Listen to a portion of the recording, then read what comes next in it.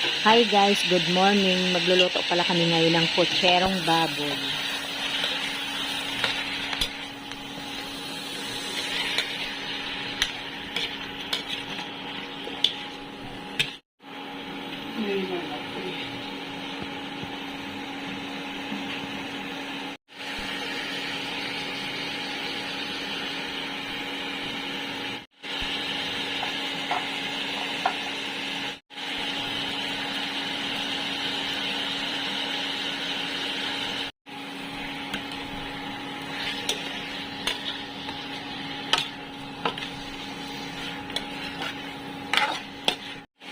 Nagpapaturo na naman yung anak ko.